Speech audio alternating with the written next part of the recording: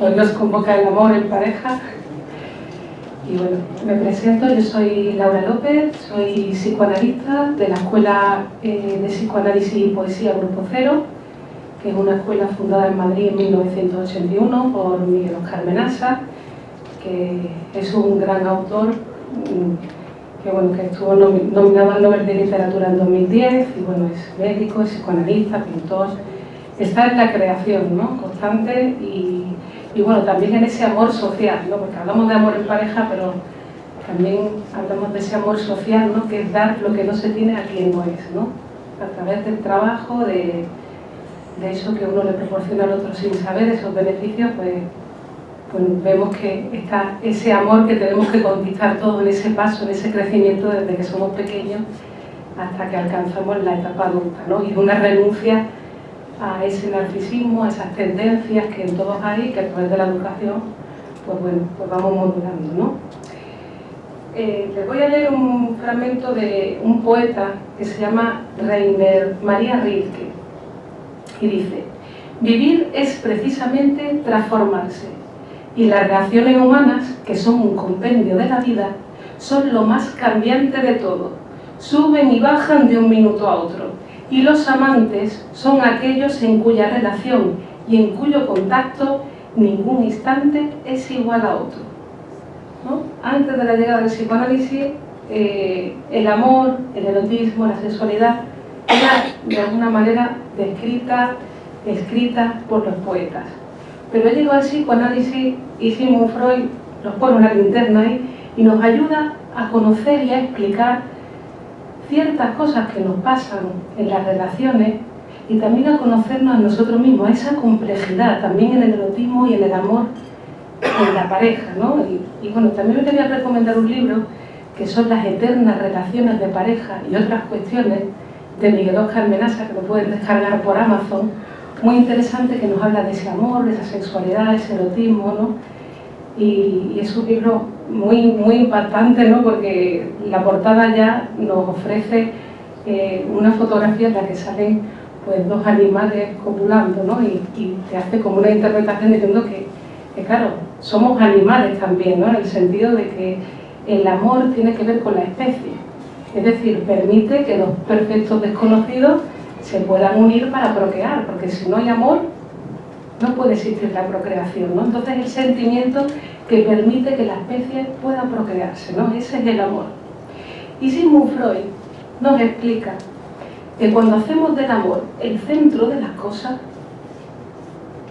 donde toda nuestra satisfacción es amar y ser amado, pues dice que jamás nos hallamos a merced del sufrimiento como en ese instante, ¿no? Es decir, que cuando nuestra felicidad depende de ese amor, ¿no?, de esa forma de amar, ¿no?, en la que el otro es imprescindible para mí, en esa dependencia en la que mi felicidad es el pilar básico del amor, pues ahí pues es donde más sufrimos y donde somos muy desgraciados, ¿no? Pues claro, en la otra persona proyectas un ideal, porque en realidad si lo pensamos, ¿de qué nos enamoramos o de quién? ¿Cómo funciona el enamoramiento, no? Ahí han suspirado, ¿no? El suspiro de amor, ¿no? Pues Freud nos indica, y es muy interesante, que nos enamoramos no de la otra persona. No creáis que os enamoráis de la otra persona. Nos enamoramos de nosotros mismos en el otro, ¿vale? El proceso de enamoramiento en un principio es narcisista. Es decir, yo me voy a fijar de la otra persona algo que me va a recordar a mí. Tanto algo de mi pasado, de mis orígenes, de mi presente, que capte mi atención y digo, mira, es como yo, ay, piensa igual que yo. O algo que me recuerda a mí del futuro, algo que yo admire, algo que me gustaría llegar a ser. Esa es la admiración. Entonces, en un principio, el amor es narcisista. Y también hay otra manera de enamorarnos de la persona, y es a través de eso que decimos familiar, ¿no? Y que tiene que ver con que me recuerda a mi mamá o me recuerda a mi papá, a esa función de protección o a esa función cuidadora, ¿no? Y por eso vemos también cómo hay flechazos, ¿no?, con los profesores, con las enfermeras, ¿no?, porque tiene que ver con esa sustitución, ¿no? Y voy a tomar de ejemplo aquí, en el fondo, que estaba escuchando hace un momento a unas personas discutir de que cómo les gustaba, cómo es la tortilla de patata, ¿no? Y claro, me ha resultado curioso el ejemplo porque lo vamos a utilizar para explicarlo, ¿no? Porque, claro, a veces las relaciones de pareja realmente se pelean porque uno no le hace la tortilla de patatas como se la hacía su mamá, ¿no? Porque en realidad eso es como una sustitución de esos primeros objetos amorosos que son el papá y la mamá, tanto para el niño como para la niña son la mamá, y luego, claro, en la actualidad, pues vemos que a veces hay como una transferencia de afectos, ¿no? De que en realidad se pelean no por eso, sino porque no se lo hace como se lo hacía su mamá, ¿no? Y vamos a ver esa cuestión ahora más adelante, ¿no? Entonces, claro, si basas tu felicidad en otra persona, en esa relación, pues también va a ser como una exigencia al otro, ¿no? Porque jamás te va a poder calmar ni colmar en todo. Es imposible que te puedas apoyar totalmente en una persona para producir tu felicidad. Incluso vuelves a esa persona impotente, ¿no? En ese sentido, porque en esa exigencia no te va a poder cubrir en todas las facetas de tu vida, ¿no? Y hay personas que creen cuando están enamoradas que no van a desear nada por otra persona, que porque estén enamoradas ya no pueden ni siquiera sentir deseos por otras personas, ¿no?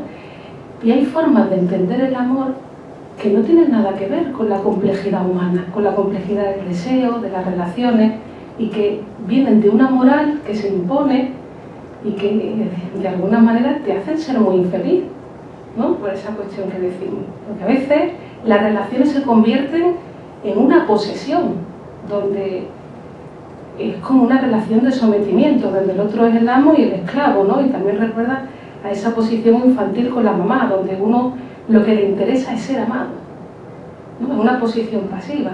Cuando uno demanda amor a la otra persona, no está satisfecho con lo que la otra persona le da, ahí vemos que es una posición infantil, en el que uno estaba en esa relación con su mamá, en la que esperaba que le diera, ¿no? Y vemos que hay una inmadurez también en esa cuestión, porque no es que me tenga que ir al pasado, sino que en el presente es como que se actualiza esa circunstancia, ¿no? Que en esa madurez emocional vemos cómo en la actualidad uno ama a las personas, ¿no? ¿Cómo amo a las personas? Cuando conozco a alguien quiero someterlo, quiero que no mire nada más que a mí mismo, ¿no? Vemos ahí en qué grado estamos, en qué etapa estamos en el despliegue del amor, ¿no? Porque claro, precisamente te enamoras de una persona, hemos visto ese primer impacto de mirada, ¿no? Pero claro, luego el amor hay que construirlo. Y claro, ¿qué pasa también cuando te enamoras de una persona? Que claro, te enamoras porque esa persona también tiene algo alrededor, es decir, tiene otras personas, hobbies, estudia, trabaja, ¿no? Tiene amigos, lo has conocido en esa circunstancia. Y vemos que cuando una persona le pide al otro que renuncie para estar más tiempo con esa persona, vemos que ahí es una imposibilidad. ¿Por qué? ¿En qué sentido? Pues claro, si le pides al otro que renuncie a cosas que le satisfacen, que le hacen estar vivo, porque deseamos deseos. Las personas deseamos deseos. Una persona cuanto más deseante es, cuanto más esté en circulación, más te atrapa. No, esto es muy interesante, porque claro, si realmente te enamoraste de una persona por todo lo que le rodeaba, si ahora empieza a renunciar para estar con esa persona y estar tan pegados los dos, al final inconscientemente, esto es muy importante, esa persona se va a vengar de ti. ¿En qué sentido? Si tú le pides al otro algo que le produce una satisfacción muy grande, tiene esa insatisfacción porque tú no le puedes cubrir esa falta en esa persona. Lo vas matando su deseo. Y ahí esa persona inconscientemente se venga.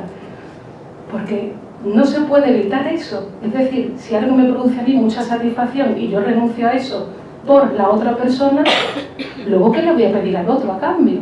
Le voy a pedir algo que no me puede dar, ¿no? Entonces, ¿en qué relación estamos? ¿Estamos en una relación de sometimiento, de renuncia? ¿Realmente eso es amor? Nos podemos preguntar. ¿Tener que renunciar a todo lo que me gusta por estar con una persona? Eso recuerda más bien a ese momento infantil en el que la mamá era exclusiva para nosotros, en la que tuvimos que aprender a renunciar a nuestro instinto y a compartir con los demás, ¿no? Vienen los hermanitos y te dice, la mamá no solamente es para ti, tienes que compartir ese amor. Y hay personas que no pueden sumar. Más relaciones para ellos supone como sentirse excluidos, ¿no? Y ahí vienen los celos. Los celos son muy infantiles, ¿no? Y tienen que ver con esa relación que está en ese estado de inmadurez, ¿no? En la que aún es ese niño estando con mamá, ¿no? Con esa mamá exclusiva que no la podía compartir con nadie. Pero claro, hemos visto que el deseo, deseamos deseos. Al deseo lo que le importa es errar, es manifestarse. Claro, es importante, ¿no? Porque claro, a veces hay personas que renuncian y están todo el día pegadas a la pareja, ¿no? Pero claro, también es interesante esto porque renuncia a esas satisfacciones y al final no estás con esa persona. Ese es el mayor engaño que hay, porque está continuamente fantaseando con otras personas y con otras cosas. Como ha renunciado a tantas cosas, está pegado ahí, está pero no está. Está continuamente fantaseando. Entonces, ese es el mayor engaño. Es darse la espalda a sus propios deseos. Es un engaño, ¿no? No es uno sincero con uno mismo. Y vemos que cuando uno quiere ser más bueno de lo que su condición humana le permite, ahí es cuando comete una maldad. Y a veces vamos con esa moral que se nos transmite, ¿no? Y que nos hace ser infelices, insatisfechos y con culpa. No se conoce, no nos conocemos a nosotros mismos. Y el psicoanálisis viene a traernos esa complejidad, que somos conscientes e inconscientes. Y precisamente es en las relaciones de amor, el inconsciente es el que guía nuestra vida. Hay cosas que nos pasan en las relaciones, a todos nos ha pasado. Hemos dicho, a mí me gusta una persona así, me gustan las relaciones tal cual, pero luego llega el momento y no sabes qué te pasa de todo. Menos lo que tú querías que te pasara, ¿no? Es como, parece que incluso hay otra persona en ti. Como que a veces no se corresponden los deseos que uno tiene con esa realidad que produce. Entonces, por eso el amor es algo que tiene que ver con la ideología de cada uno y con esos aspectos inconscientes que a veces entran en contradicción con uno. Una cosa es la moral y otra cosa es mi deseo. Y en ese choque a veces produce efectos en mi realidad que no los puedo manejar, no los puedo controlar porque están sobredeterminados por ese inconsciente, ¿no? Yo les preguntaría, ¿ustedes se fían de lo que sienten? ¿Realmente le hacen caso a sus sentimientos? ¿Sí? ¿Quién de ustedes? ¿Quién se fía de lo que siente? ¿Una persona nada más? No me lo creo. ¿Sí? ¿Y la intuición? Ajá. Bueno, pues yo le voy a decir que sus sentimientos son sentires mentirosos.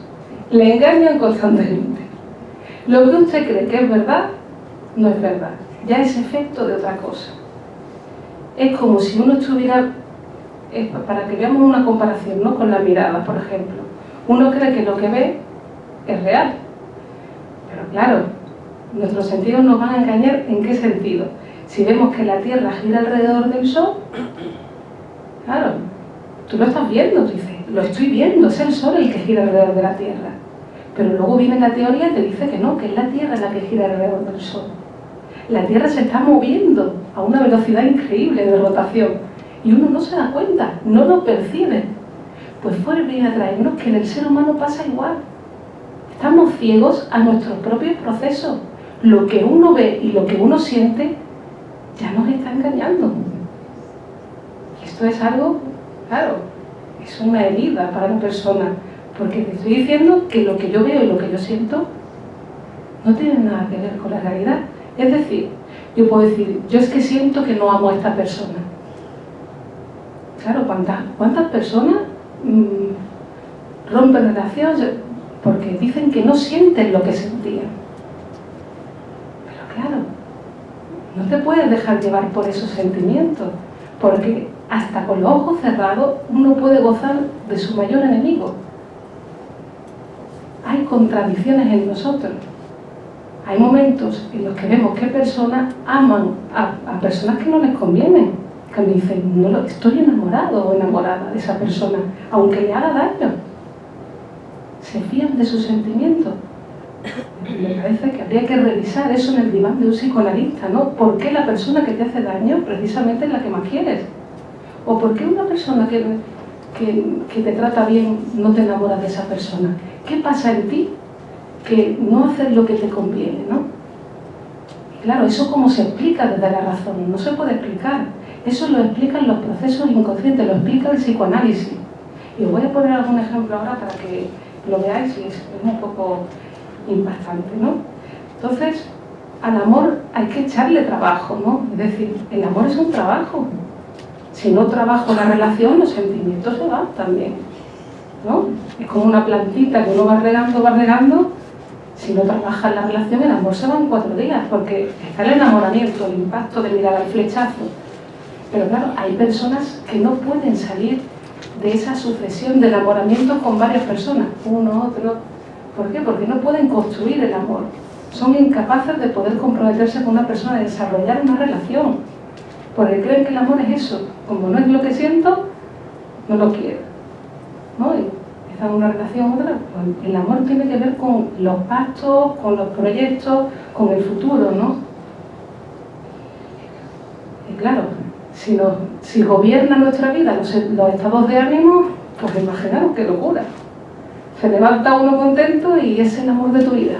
Te levantas triste y ya no lo quieres, ¿no? Es una bomba para la otra persona.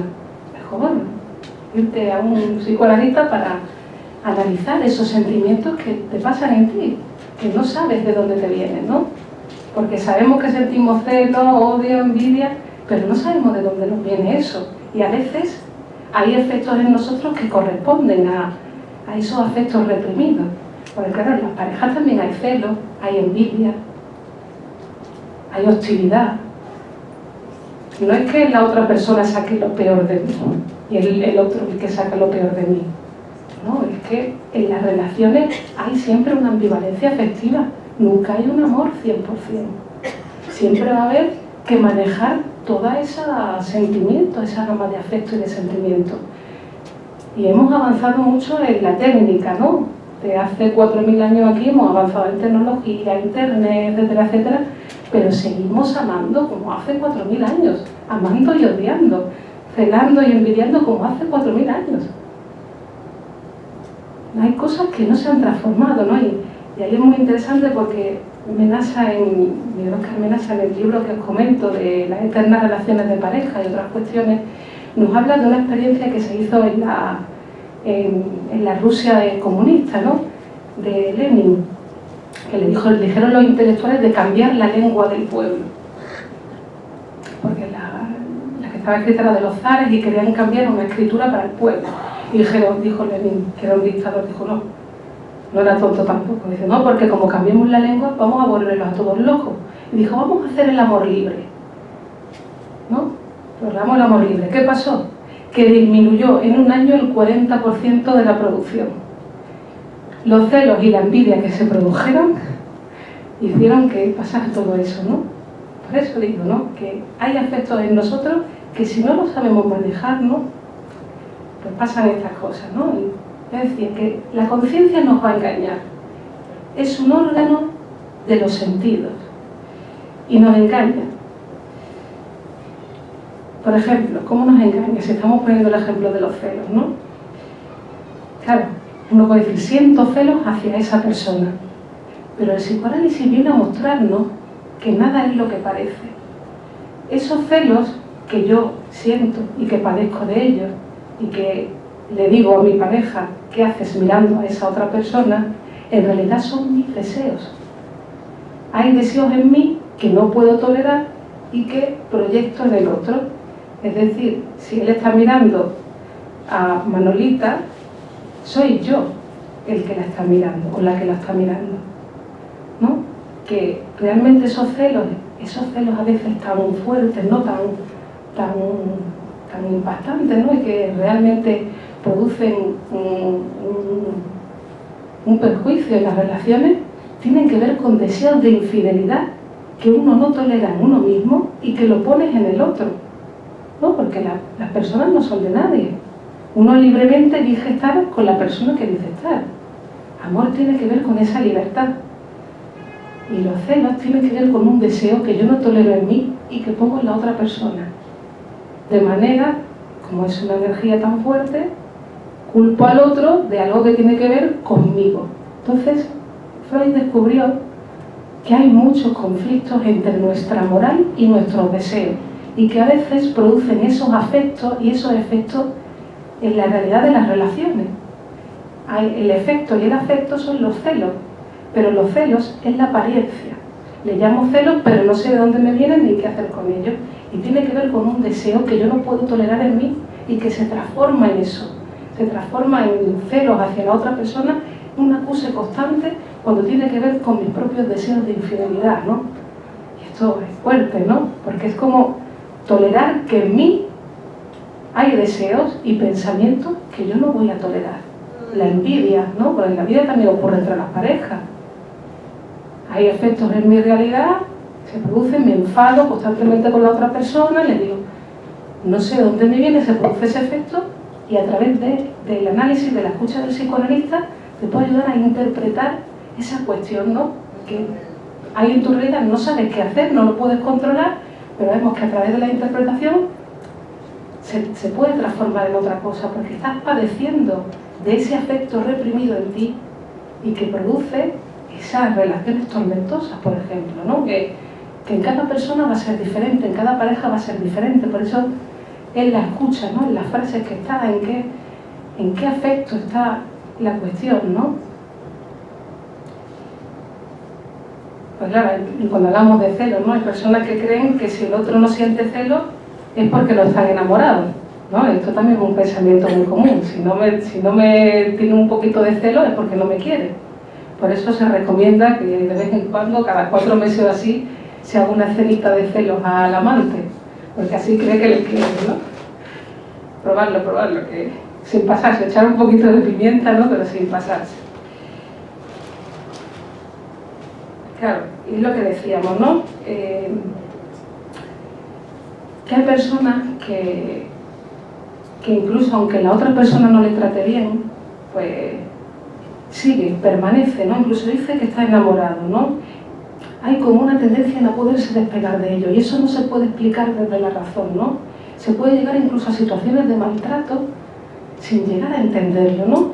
Y os he traído un caso muy interesante que está publicado en la revista Extensión Universitaria de la editorial Grupo Cero, que la pueden buscar por internet, que te habla de una chica de unos 30 años que tenía un defecto físico y que estaba cursando pues una carrera universitaria desde los 18 años, llevaba 10 años estudiándola, y en sus sesiones va hablando de su madre, ¿no? Para criticarla. Tenía una relación muy hostil con su madre. Su madre era universitaria y bueno, esta chica pues mantiene una relación con un hombre que es 10 años mayor. Pero la relación que mantiene con el hombre es muy conflictiva. Incluso el hombre la humilla, le dice que es una incapaz, una inútil porque no termina la carrera, ¿no? Se ven situaciones constantes de maltrato, ¿no? Entonces su madre le insiste en que lo deje, que no le conviene, y ella dice frases como que pareciera que cuando su madre le decía algo, ella lo hacía como cosa hecha, ¿no? Como para fastidiarla. Entonces se ven situaciones en las que incluso llega pues bueno, a pegarle, que le provoca, ¿no? Y decía ella que no sabía por qué lo hacía, porque llegaba a decirle una frase para que justo ahí incluso le llegara a agredir, ¿no? Y decía que ella no entendía lo que pasaba porque no lo podía controlar, ¿no? Y empezaba a decir que creo que no puedo vivir sin él, y bueno, y en la última frase pues serían como las características de esa relación, ¿no? Que había como una culpa ahí. Y claro, podíamos pensar que a lo mejor ese sentimiento de culpa surge después del maltrato, pero no, veíamos que repetía ya situaciones en las que siempre se ponía como de culpable, ¿no? Situaciones en su vida, como por ejemplo cuando hacía un examen, en el trabajo, siempre pensaba que no lo había hecho bien, siempre estaba ahí en esa circunstancia, ¿no?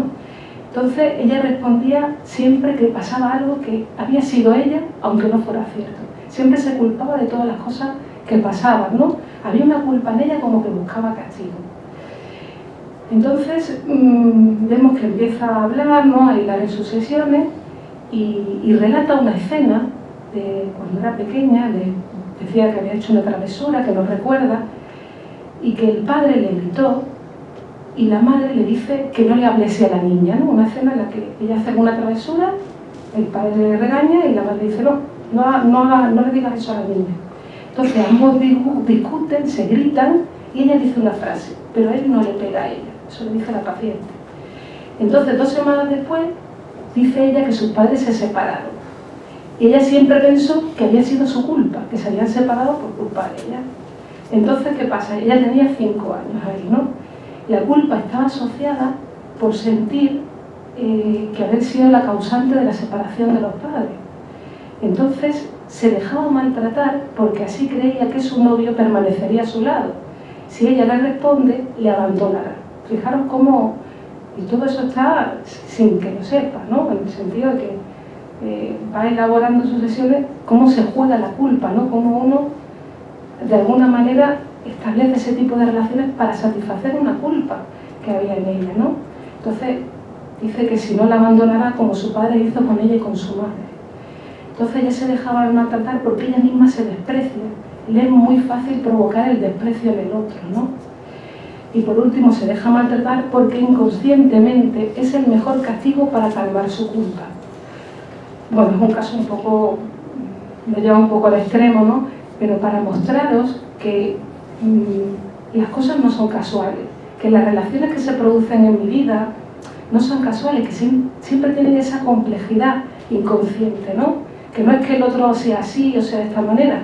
Tendríamos que pensar desde qué base estoy yo construyendo mis relaciones, qué ideología tengo del amor, o qué hace que yo satisfaga en mí. Porque claro, cuando algo se repite, cuando las relaciones son parecidas o de alguna manera se elaboran en esa estructura, uno tendría que pensar qué me pasa, qué pasa conmigo, que tiendo a producir esas relaciones.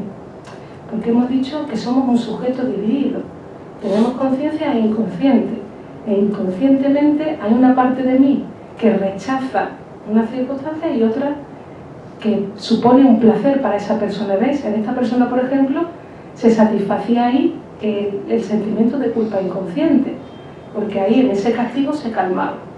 ¿No? ¿Veis? Que en nosotros hay una contradicción constante. Viene el psicoanálisis a explicarnos por qué se producen en nosotros unas relaciones y no otras. ¿Por qué tiendo a enamorarme de esa persona y no de otra? Porque satisface siempre un deseo. Siempre hay una satisfacción de un deseo, aunque nos choque, aunque nos parezca increíble, ¿no? Aunque lo tendamos razonado, pero siempre una parte de nosotros tiende a eso, ¿no? Y en todos nosotros hay tendencias masoquistas, hay celos, hay envidia, ¿no? Y que de alguna manera tenemos un policía interior, y que si ese policía interior lo ve todo, ¿no? En el sentido de que si hay un sentimiento, un afecto en mí, un pensamiento, ¿no? que mi conciencia, mi moral lo rechace, ese policía lo ve, y ahí pues surge ese sentimiento de culpa y vemos de sus efectos por la realidad. El psicoanálisis lo que produce es una interpretación, porque vemos los efectos que se producen en las relaciones de pareja, en uno mismo, y ahí vemos que hay algo, no es lo aparente, no discuto por esto, por lo otro, no estoy con esta persona porque, no sé, porque tiene un ojo muy bonito, no, hay algo que inconscientemente me satisface ahí, en esa relación, ¿no? Por eso digo que es muy complejo, ¿no? Las relaciones de pareja, ¿no? Vemos que incluso esa culpa puede llegar a producirnos una relación tortuosa, es muy fuerte, porque hasta que no puedas transformar esa culpa, vas a ir buscando castigo en tu realidad. Claro, esto no nos lo dice nadie, ¿no? Hay una tendencia, pero no sabemos de ella, nos pasa, nos pueden decir de fuera consejo, pues claro, todo el mundo da consejo, y en las parejas más, ¿no? Tú lo que tienes que hacer es esto, tú tienes que vivir, todo el mundo sabe muy bien lo que tienes que hacer es lo otro. Pero cuando llega en ti esa situación, hay como una tendencia que no lo puedes evitar y que tiene que ver con los procesos inconscientes. Y esto es lo que nos ha descubierto el psicoanálisis. Hay algo en mí que desconozco ser, pero que soy lo que genera mi vida. Y en los procesos amorosos son los pilares básicos, ¿no? Porque además tiene que ver con esos primeros amores, ¿no? Cómo yo he inyectado en mí pues ese padre, esa madre, ¿no?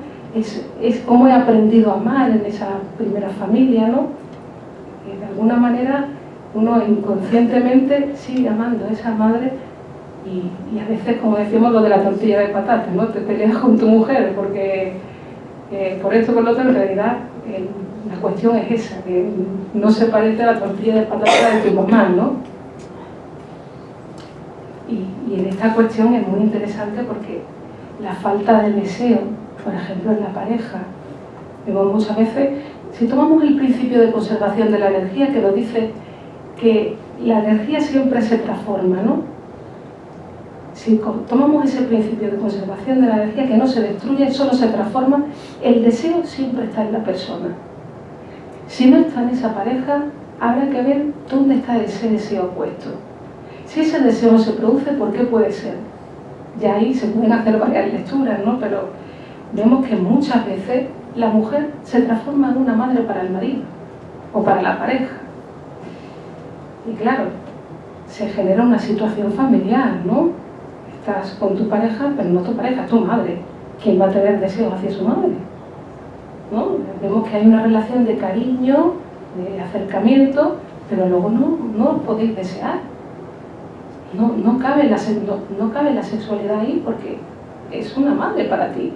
Entonces, a veces que se toman esas posiciones, no se puede sumar. Sobre todo cuando se tienen hijos, a veces hay crisis importantes por esta cuestión. Porque la madre se concentra tanto en el amor a su hijo que abandona ese amor de pareja, ¿no? No puede sumar ser mujer, ser madre y también alimentar ese deseo en la pareja, ¿no? Y vemos que a veces esa satisfacción con el marido, pues vemos que la vuelcan demasiado en los hijos y bueno, hay un amor exagerado, ¿no? Hacia ellos y se olvida ese papel de la pareja, ¿no? Entonces hay cariño y ternura, pero no hay deseo.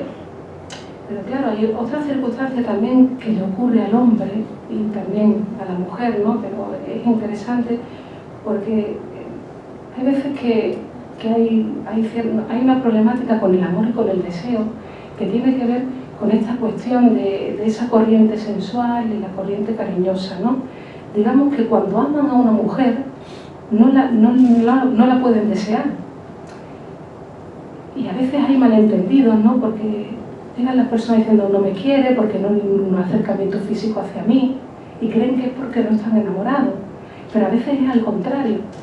Es cuando aman a una mujer, cuando aman a esa mujer, es como que la toman como idealizada, como si fuera una persona más santa, etcétera, si fuera una señora, ¿no? Y ahí no la pueden desear.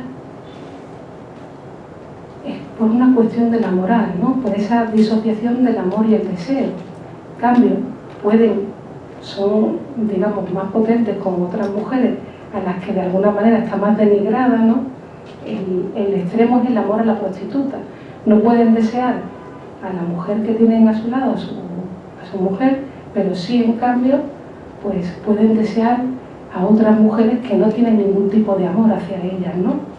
Pero vemos que también esto pasa con los amantes, ¿no? A veces uno por la moral que tiene no puede establecer una relación pasional con la persona que tiene al lado, pero con el amante que no tiene nada, que no va a pensar mal de mí, pues ahí sí uno desata esa pasión, ¿no? Digamos que la moral no calza muy bien con la sexualidad, ¿no? Claro, y esto recuerdo que en alguna supervisión hemos hablado de una pareja que se conocieron cada uno con su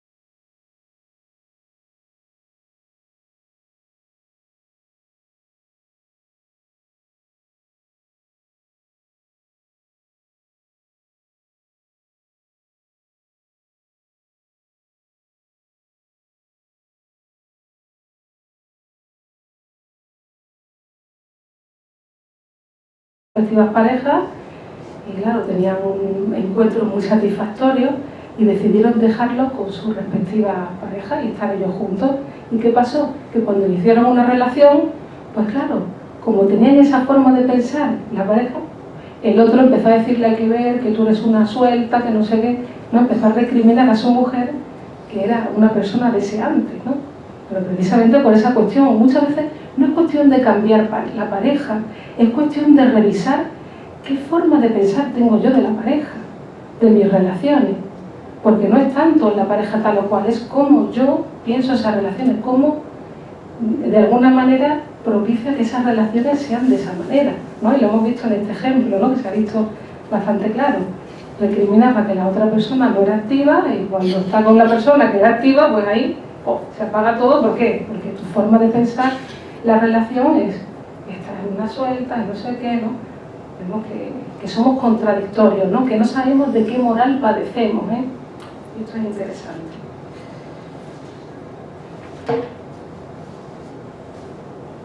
Claro, luego también me parece importante una frase, ¿no? Que quien sigue el camino ya hecho jamás llegará. No, porque a veces es como un ideal, la pareja ideal. Pero eso no existe, ¿no? No hay pareja ideal. Cada uno tiene que construir su relación. No es lo que le vale a este o lo que le vale al otro me vale a mí. No. Además, hemos leído los versos de Rilke, ¿no? Al principio. Estamos en continua transformación. Si uno en el amor no puede de alguna manera dejarse llevar, ¿no? Va estableciendo esas normas, esas leyes, no se puede dejar llevar por una conversación, ahí el amor se va en 4 días, ¿no? Si no construyes esa relación en ti, pues claro, mucha gente quiere que le digas consejos, que le digas trucos, etcétera, pero eso es imposible. Lo que me sirve a mí no te sirve a ti. O lo que a ti te ha servido en un momento determinado, a la otra persona no. Y vemos que también en esa cuestión familiar, vemos que luego en la convivencia hay muchos problemas porque uno viene de familias diferentes y cuando se encuentran en esa convivencia quiere imponer una forma de vivir que incluso no le corresponde a esa persona, porque corresponde a cómo vivió tu familia, cómo fueron tus padres, ¿no? Y a veces vemos como que quieren imponer, eso no es normal, ¿no? Es la frase que se utiliza. Pues eso a mí no me parece normal.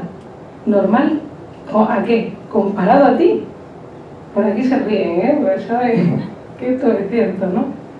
Esto no me parece normal, ¿no? Porque te estás comparando a ti. Y claro, ¿realmente conocemos a la otra persona? ¿Realmente escuchamos a la otra persona? ¿Toleramos la diferencia? Porque claro, me parece que uno de los grandes males del siglo XXI es no incluir esa diferencia. Que el otro es una persona totalmente diferente a mí, con otros gustos, otra realidad diferente. Y claro, a veces, ¿cómo has cambiado? Eso no me lo decías antes. Como recriminando, ¿no? Como si cambiar fuera malo. Pero es que al contrario, si uno no se transforma, incluso puede llegar a enfermar. No es posible que seas igual la relación hace 10 años que ahora. Precisamente esa es la cuestión, que a veces se aburre. La gente se aburre de que siempre sea lo mismo, ¿no? ¿Por qué? Porque las relaciones están en continua transformación. Si no hay ese aire nuevo, gozamos de la interrupción. Eso de una pareja tranquilita, sin algo... No, es que crecemos, gozamos de esa interrupción, de esos obstáculos que hay en nuestra vida. Precisamente en esos obstáculos es cuando más se crece, cuando más conversaciones se mantienen, ¿no? Estamos en continua transformación. Si uno siempre está igual, calladito, hay que sospecharlo, no está sometido al otro, ¿no? Si no hay conversaciones que no le puedan transformar y que pueda... Pues entonces vemos que el deseo también se apaga, ¿no?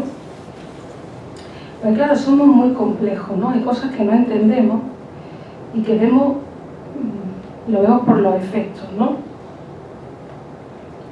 Y claro, también esa cuestión que se tiene de las relaciones, que a veces cuando van mejor es cuando se estropean, ¿no? Que no es que tenemos problemas y nos va mal, no, es que a veces justo cuando uno está mejor, ahí es cuando lo estropea, que depende de cada persona, que en esa escucha, ¿no? A veces hay personas que acuden para tolerar ser felices, ¿no? Porque es como que tanta felicidad, me parece raro, ¿no? Me parece raro que estemos tan bien, algo pasa, empiezan a investigar, ¿no?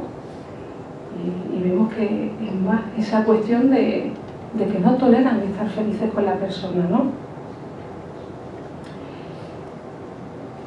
Porque claro, cuando hablamos de síntomas, el psicoanálisis, y lo vamos a comparar aquí con las relaciones amorosas, síntoma es algo que se repite. Y Freud nos dice que un síntoma es una satisfacción sustitutiva, disfrazada, deformada, pero una satisfacción sustitutiva. Entonces, podemos pensar que a veces, incluso las discusiones en las parejas, parecen un acto sexual, ¿no? Acaloramiento, correcto, ¡pum!, ahí termina, ¿no? Vemos que a veces son como metáforas de cuestiones que están solapadas, que están de fondo, pero que se escenifican de forma que no comprende. Entonces es como que se necesita de una interpretación, porque uno no sabe de sus propios procesos. Uno no entiende lo que pasa, pasa algo en la relación, pasa algo, pero no puede tirar de ese hilo, no sabe qué está pasando realmente. Y hay algo latente, ¿no? Porque una cosa es la apariencia y otra es lo que está latente, por esa complejidad que tenemos el ser humano, ¿no? Es como un sueño. Un sueño, veis lo manifiesto, pero luego se tiene que interpretar para ver qué significa. Pues en nuestra vida cotidiana igual.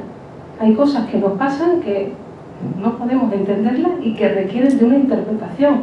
Hay algo que está generando esa situación en uno, ¿no? Y que tiene que ver con esos afectos que hablábamos, repetimos, ¿no? Con la hostilidad, con los deseos, con ese conflicto con la moral. Pues claro, cuidar de la relación también es de cuidar de uno mismo, cuidar de nuestros propios procesos, cuidar de mis deseos, de mi moral, ¿no?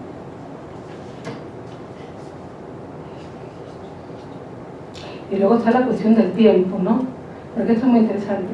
El psicoanálisis nos dice que para nuestro psiquismo no existe el tiempo. Pero es que vemos también que las relaciones de pareja a veces te traen una frase de hace 20 años. Todavía están en esa escena de hace 20 años. Te traen un episodio que pasó hace 20 años. Y no es que forme parte del pasado, es que todavía está en el presente. Todavía está eso ahí, dañando. Todavía está esa escena, todavía la traen, ¿no? Y claro, el poeta nos dice: socorro, me quiere asesinar, me quiere dejar en palabras anteriores. Pues claro, en realidad es como si no te dieras cuenta que estás con otra persona. Lo que pasó ayer, pasó ayer. Hoy es otra persona. Y es como querer asesinar al que está ahora, ¿no? Porque nos quedamos en el pasado, en las cosas que han pasado ya y que ya esa persona no está, eso ya pasó. Es como si no se pudiera transformar una frase en la anterior, ¿no?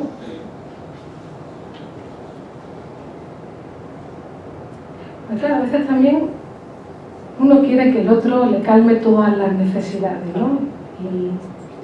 Y claro, estamos en una relación ahí de dependencia, ¿no? Cuando queremos que el otro nos cubra todo, y hemos visto que en esa renuncia nos vengamos de la otra persona, ¿no?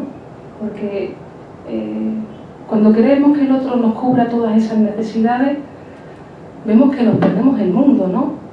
Vemos que queremos hacer esa relación tan estrecha que al final pues nos perdemos ese deseo, ¿no? Ese ser deseante, ¿no? Que de alguna manera aviva esa relación. Y claro, luego está la cuestión de qué contar a la pareja, ¿no? Porque a veces hablamos de la comunicación en la pareja y vemos que se utiliza el otro menos para conversar, para cualquier cosa, ¿no? En el sentido de que cuando hablamos de que tenemos que tener deseos, vida más allá de la pareja, vemos que a lo mejor toma clases de pintura con el profesor y llega precisamente y le empieza a contar, hay que ver, he estado con mi profesor, qué guapo es, que no sé qué, ¿no? Empiezas a llenarle al otro la cabeza de fantasía, ¿no? Entonces realmente tenemos que tener la dimensión de qué le estamos contando a esa persona y para qué. Y a veces vemos que en las relaciones de pareja no saben hablar, porque se dicen cualquier cosa, se piden consejos de los negocios, de los trabajos, cuando realmente, ¿cuál es tu criterio para esa cuestión, ¿no? Para tú rehacer tu vida, para tú construir tu vida. Le pides consejo a cualquiera, porque a veces metemos a la pareja en cuestiones que tienen que ver con nuestro espacio personal y ahí lo estropeamos. O hacemos algo que creemos que no está bien y en lugar de tumbarnos en el diván de un psicoanalista, le lo contamos al otro, como si fuera un cura, como si fuera un confesionario. Y claro, ahí lo estropeamos todo. Decimos, yo es que soy sincero. perdona, sincero no sé, pero un poco ganas de hacerte daño sí que tenías, ¿no? Porque ¿cuáles han sido los efectos? Liberarte de tu culpa, de tu moral, ¿no? Le has dicho eso y tú te has quedado tranquilo, por así decirlo, pero claro, has organizado ahí una disputa en tu relación, y aparte bueno, que has producido ahí pues un malestar en la otra persona. Entonces podemos leer que había más un afán de hacerle daño a la otra persona que, bueno, que de construir esa relación, ¿no? Porque a veces hay afectos que están enquistados y que los soltamos de manera bueno, que no sabemos, ¿no? Que vemos por los efectos que producen en la realidad, ¿no?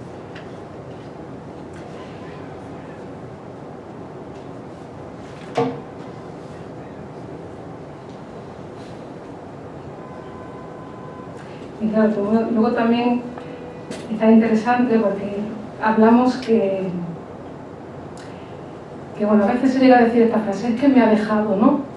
Y hay un chiste que te habla de esta situación, ¿no? Que viene la pareja, ¿no? a casa y dice, hombre, ya estás aquí, ¿cuánto tiempo? Hay que ver, te fuiste hace 6 meses y ahora llega, empieza a recriminar, y dice que te fuiste a comprar tabaco y ahora vuelves después de 6 meses y le dice, uff, ostras, se me ha olvidado el tabaco. ¿No? Es que a veces vemos que cuando hay una separación, no es que el otro sea, sino que vemos cómo se ha construido esa relación, ¿no?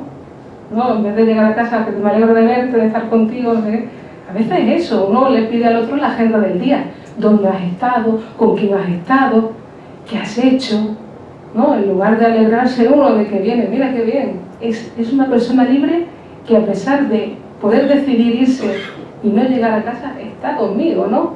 Tenemos ese deseo de encontrarnos y a veces es esa cuestión, queremos hacer el otro necesario y apagamos el deseo, ¿no? Es como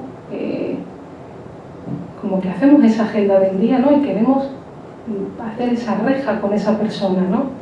Como que someter al otro y que a ver dónde has estado, qué has estado haciendo, ¿no?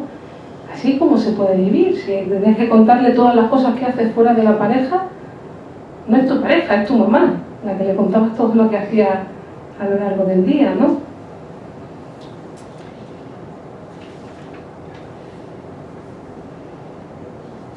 Y bueno,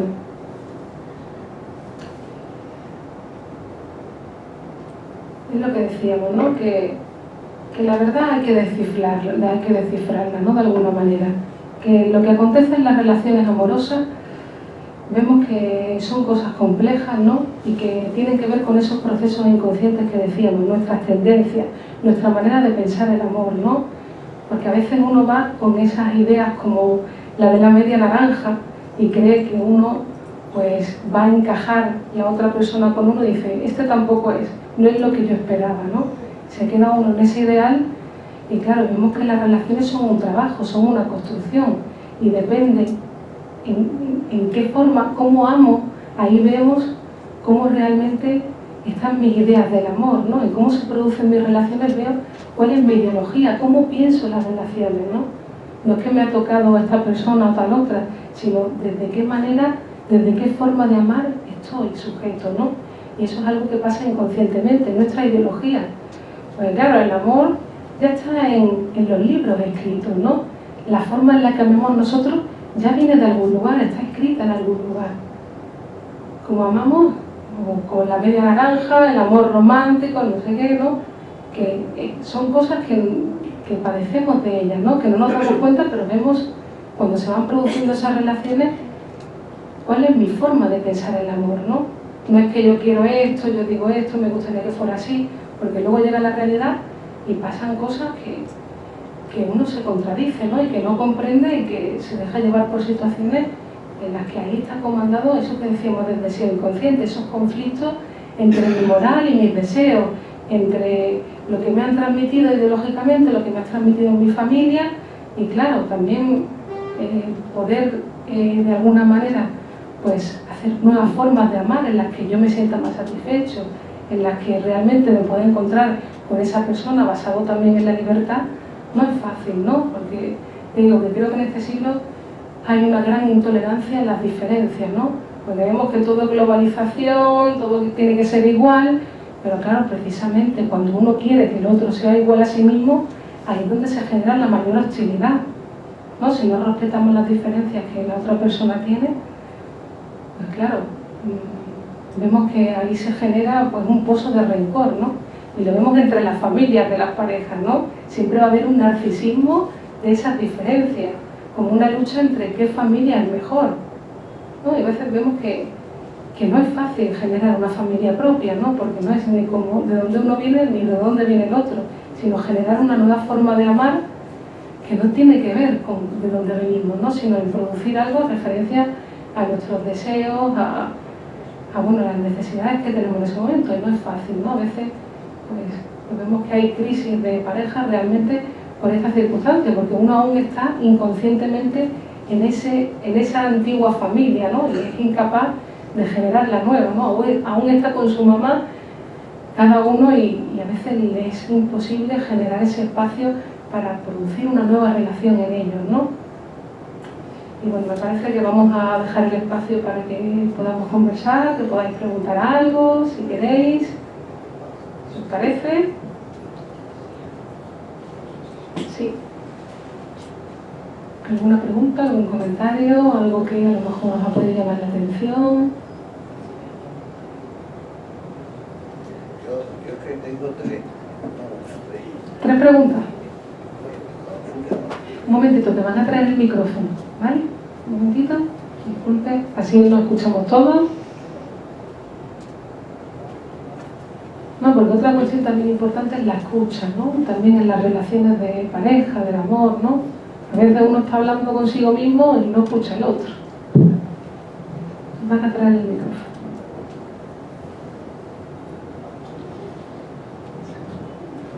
Ahí, este señor aquí.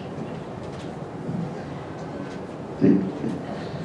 Bueno, mira, la primera pregunta era bueno, yo lo traigo de atrás porque yo soy un moderno y quizás puede ser con las parejas.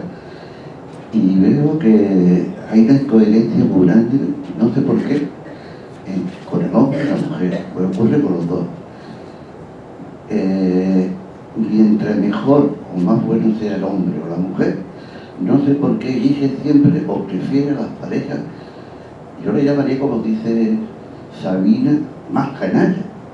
Es decir, que mientras las trata peores, están más enamorados.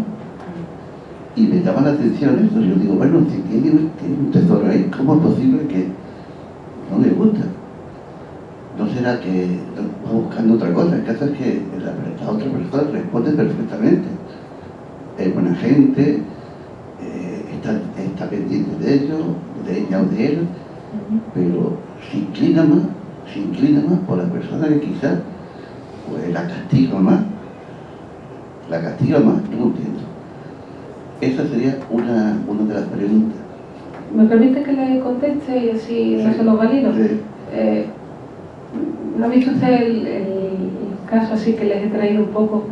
Yo le recomendaría que se psicoanalizara, porque claro, si uno tiende a estar con parejas que le tratan mal, está insatisfaciendo una culpa, algo le pasa ahí que en esa relación se mantiene con las personas que le hacen más daño, ¿no?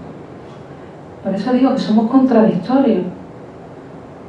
Por eso le decía que el psicoanálisis viene a darnos ese haz de luz para descubrir de nuestros propios procesos, que a veces, aunque el amor tiene que ser que yo me sienta bien, que sea feliz, vemos que no, que hay veces que se buscan relaciones y se mantienen relaciones de años en las que uno sigue sufriendo toda la vida, ¿no? Y eso el psicoanálisis viene a decirle, hacerle una lectura diferente, ¿no? Que hay un sentimiento de culpa que ahí busca castigo, un masoquismo, ¿no? Que son cosas que nos pasan a todos en mayor o menor medida, ¿no? Forman parte de la gama de los sentimientos humanos. Pero hay veces que es cuestión de cantidad, esa persona tiene un poco más de cantidad ahí en esa cuestión, ¿no? Pero yo le mandaría que se psicoanalizara. Bueno, eso sí, pero es que yo estoy hablando de una forma no generalizada, pero ocurre en muchos casos, ¿eh? O sea que no es un caso concreto, que estoy hablando de perder tiempo, he estado observando y no sé por qué ocurre. Sí, también hemos dicho, perdón, que cuando hay más obstáculos es cuando la persona goza más. Cuando le dicen que no, es cuando la persona más goza. Pues entonces será eso. Claro, tenemos esa contradicción, ¿no? Pues quizás sea eso, pero yo creo que lo de psicoanálisis. La segunda pregunta era lo de, ha sacado a colación lo de Lenin con Rusia, y yo estoy viendo que quizás se corresponde a lo que está ocurriendo ahora, por lo menos me parece a mí, lo del amor libre. Antes quizás estábamos más restringidos, ahora hay más libertad, pero yo veo que hay Sí, una cantidad de separaciones, de divorcios enormes. Antes se decía que los familias tenían, los padres tenían 4 hijos, ahora todos los hijos tienen 4 padres. O sea que ha cambiado esto. Entonces, este es el modelo ideal, la libertad de decir, venga, ahora estoy 3 meses y a los 3 meses yo ya me voy, con la pared, a los 5 meses lo mismo. Claro, pero... No, son, dijéramos, puntos que yo... Sí, es lo que decíamos al principio, ¿no? Seguimos amando y odiando como hace 4.000 años. Hay cosas que no se han transformado. Y no sé, si me permite decirle, si somos más libres o no. Porque vemos luego formas de amar que tienen más que ver con la edad de piedra que con la actual. Vemos todavía ese sentimiento de posesión, el maltrato, etcétera, ¿no? Que tiene que ver con una... No sé si hemos evolucionado en el amor, por eso digo, la tecnología hemos avanzado, pero en el amor, el deseo... Si uno no se psicoanaliza, seguimos padeciendo. Además, se transmite ideología, transmitimos formas de amar desde la familia, desde la educación, desde el Estado. Además, hay una moral que nos dice cómo tenemos que hacer en las relaciones sin tener en cuenta las necesidades y los deseos humanos. Cada persona es diferente. Por eso muchas veces ocurren los trastornos nerviosos, las insatisfacciones, porque nos dicen cómo es un modelo de amar y vemos que eso en la realidad no tiene que ver con nuestros deseos, ¿no? Por eso uno entra muchas veces en conflicto porque hay una moral que te dice que tienes que hacer de tal manera y vemos que en las personas hay esos conflictos entre sus deseos y esa moral impuesta, ¿no? Como ejemplo lo que acaba de decir usted, de que después de haber puesto el amor libre fue un fracaso, se hace bajo, dijéramos, el rendimiento, y esto puede ser que ocurra también ahora, ¿no? Pero no es por el amor libre, es porque a ver, los celos y la envidia aparecen, no es por el amor libre, porque eso sería moralista también decir... Daños colaterales, vamos a llamar. Pero claro, si uno no psicoanaliza esos celos y esa envidia, va a seguir pasando, pero eso pasa también en las relaciones que uno, entre comillas, no son libres, ¿no?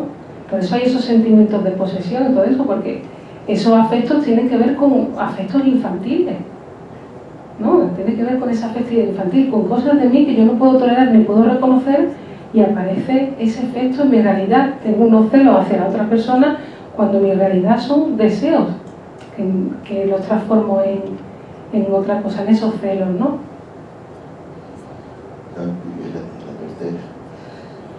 Era lo de el amor entre pareja o estar entre pareja. La palabra rutina, esa me suena a mí también mucho. El estar mucho tiempo, no que no te quieran, es que te cae en una rutina en la cual ni uno ni otro ya se han dicho todo, o parece que eso no, esa es la impresión que yo saco, que no estoy diciendo que eso sea lo que la conclusión que yo saco particularmente. Y es la palabra de esa rutina que dicen que, no sé, hay países que quieren poner los matrimonios a 20 años, porque ya dice que a los 20 años, a partir de 20 años se acabó. Bueno, hay muchas formas. Eso es No, lo que pasa es que si uno quiere ser igual a sí mismo siempre, pues ahí viene el aburrimiento, la desidia, cuando empieza a decirle al otro, tú no hagas esto, tú no hagas lo otro, ¿no? Cuando empezamos a poner impedimentos, cuando no nos dejamos llevar por las conversaciones, por la libertad también de permitir que el otro, aunque no esté conmigo, sea feliz y que pueda sumar otras relaciones aparte de mí, ahí es cuando empieza el aburrimiento y la desidia. Pero cuando yo puedo traer otros amores a la relación, le doy otro aire diferente. El problema es ese sentimiento de posesión, de querer que el otro no cambie, sea siempre igual, para que no me abandone, para generar esa relación de dependencia. Ese es el problema, pero vemos que el ser humano no es así, deseamos deseos. Cuando una persona más deseante es, cuantas más relaciones tiene, cuanto más puede poner su energía en el mundo, más nos atrae. Y claro, con la forma de pensar que se tiene el amor, en muchas ocasiones, vemos que ahí mata todo el deseo, porque queremos que el otro sea nuestro, que queremos en esa relación en la que no permitimos que el otro pueda, fuera de nosotros, sumar otras cosas. Y claro, nos preguntamos, ¿eso es amor? Ahí es donde el deseo se va. Entonces, ¿alguna otra pregunta? Por allí.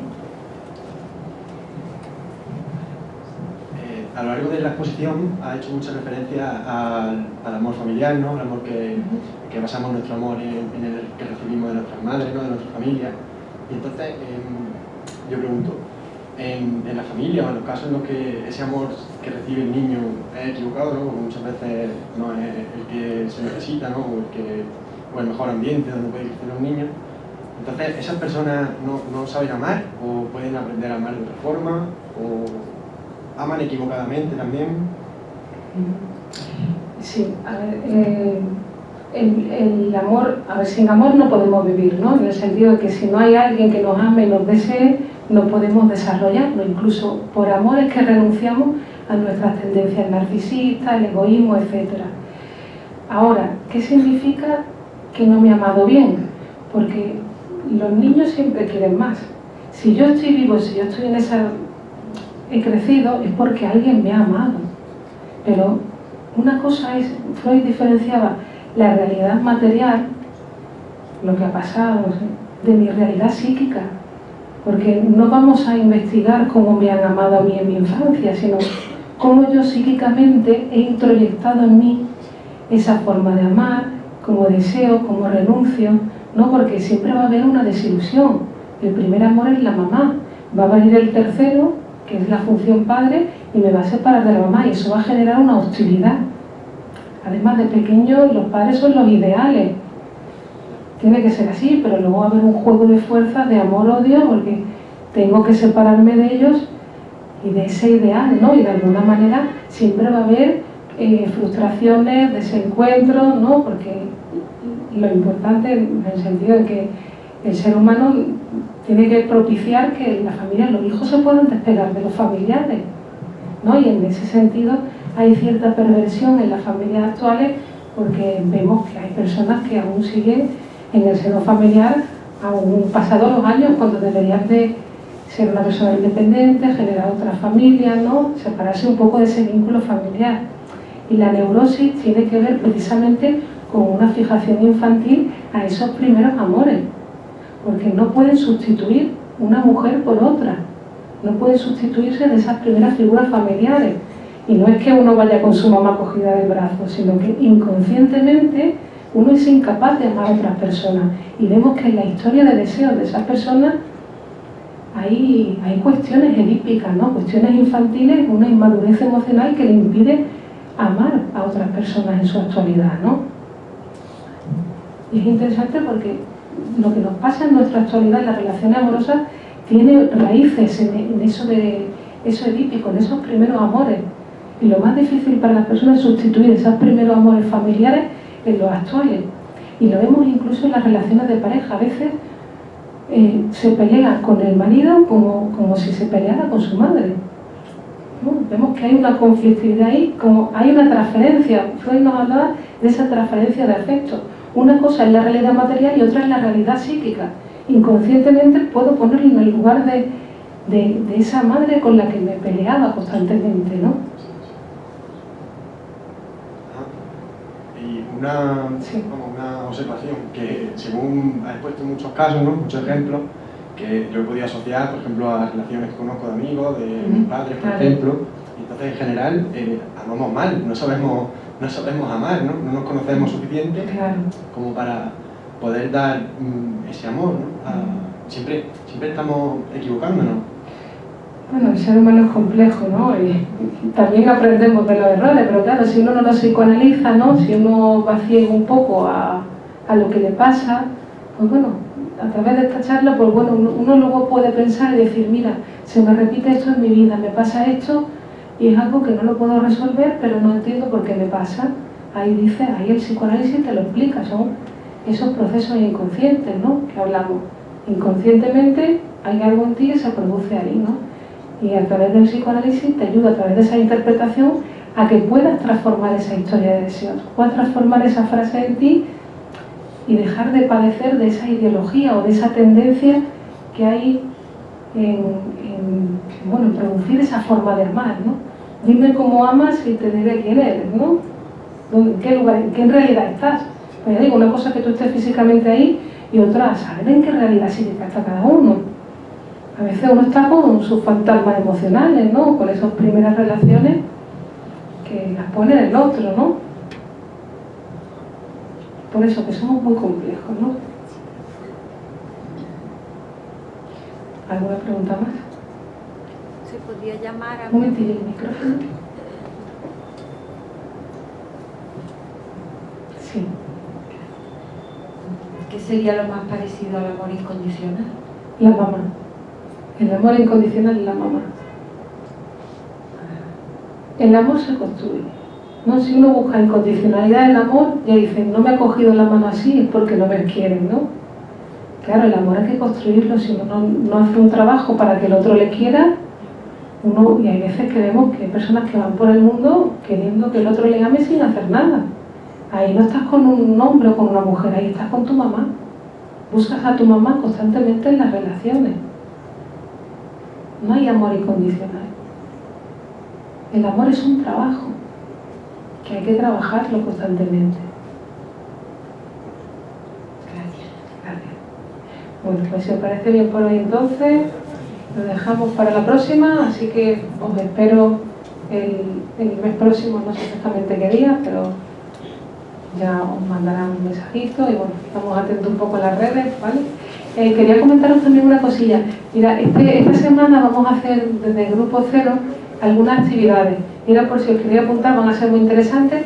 El día 6 de marzo, en la semana que viene, el viernes, muy interesante, en la Facultad de Psicología, en la sala de grado, va a haber una charla acerca de la sexualidad y el psicoanálisis, que lo imparte Elena Trujillo, a las 11:30 en la sala de grado en la Facultad de Psicología. A las 7:30 en Rebello de Toro, en el Museo Rebello de Toro, vamos a dar un recital de poesía con la temática de volar. Y el sábado siguiente, el sábado por la mañana a las 10, impartimos un curso gratuito de la interpretación de los sueños, ¿vale? Las plazas son limitadas. Si os queréis anotar, tenéis que hacerlo pronto porque hay bastante gente anotada y ya las plazas son limitadas. Así que muchas gracias.